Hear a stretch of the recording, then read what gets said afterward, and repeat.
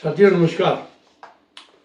24 मार्च प्रतिवर्ष world tuberculosis day के रूप में माना जाता है और इसको मनाने का यानी कि हर कोई जो दिन मनाया जाता है उसका मकसद ये होता है कि लोगों को जागृत करना, लोगों का ज्ञान बढ़ाना, लोगों को इस बारे में सचेत करना कि ट्यूबरकुलोसिस क्या बीमारी है। तो आज हम बात करेंगे टीबी का पिछले कुछ सालों के अंदर कितना प्रभाव हुआ है विश्व भर के अंदर और आगे क्या क्या योजनाएं हैं सरकारों की या WHO की। तो आज जो वर्ल्ड टीबी डे है उसका एक थीम है, हर बार एक थीम दी जाती है।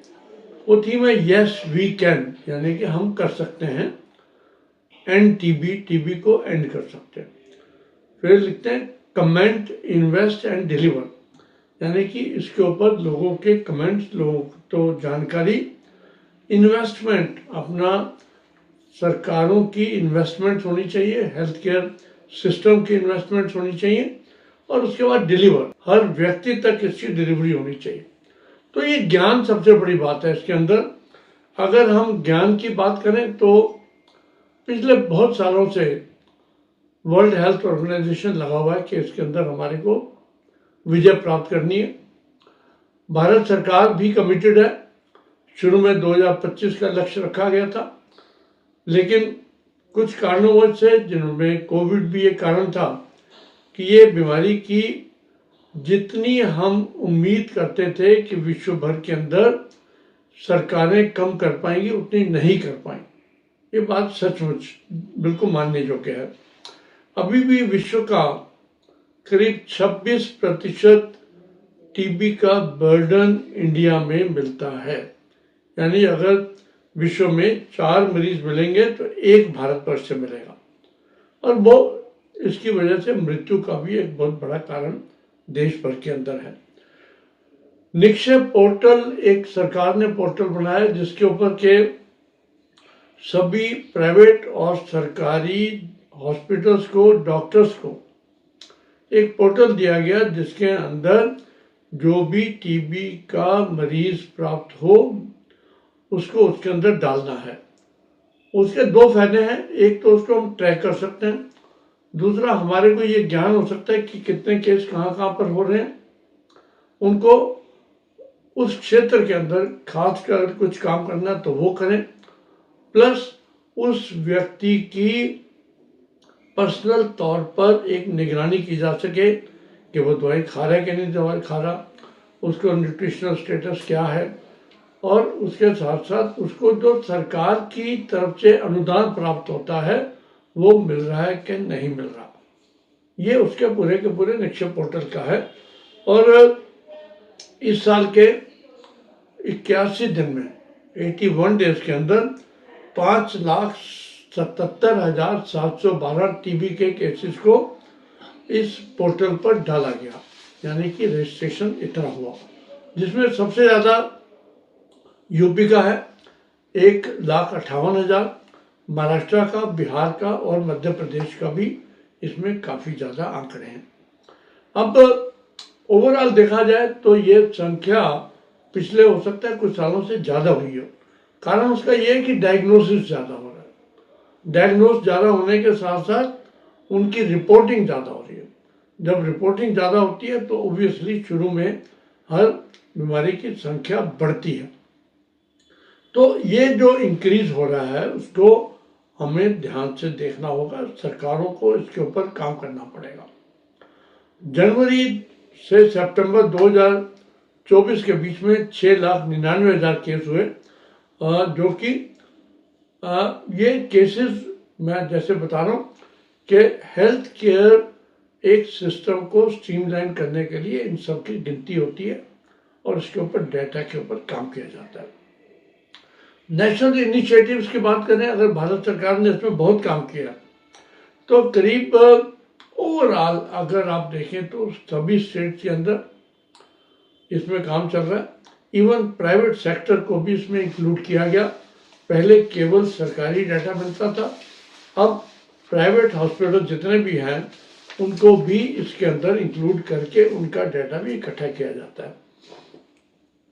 National tuberculosis elimination programme NTEP जो है वो एडवांस डायग्नोस्टिक टूल्स जितने बने हैं उनके साथ साथ प्रिवेंटिव पेशेंट सपोर्ट और क्रॉस सेक्टर कोलैबोरेशन को ध्यान में रखते हुए जो हमारा गोल है वो टीबी को एलिमिनेट करने का बना हुआ है।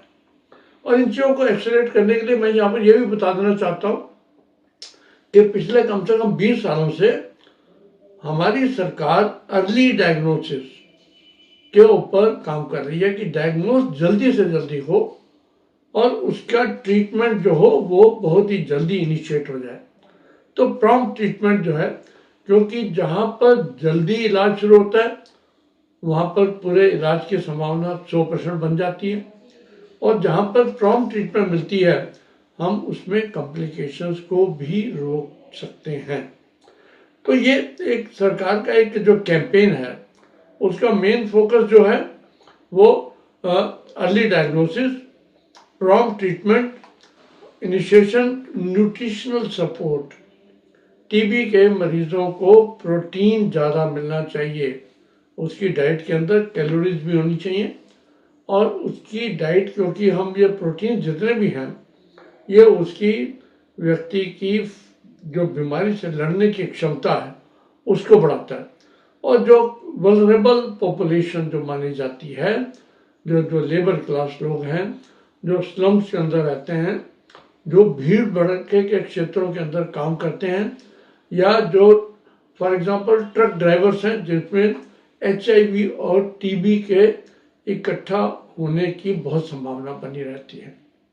हर शुगर के मरीज को एक बहुत बड़ा चैलेंज है टीबी इन डायबिटीज़ जो है, डायबिटिक लोगों के अंदर जब टीबी होती है तो एक बहुत बड़ा चैलेंज है पूरे के पूरे विश्व के अंदर, क्योंकि उससे कॉम्प्लिकेशंस के चांसेस ज़्यादा होते हैं और ड्रग रेजिस्टेंस ज़्यादा होती है।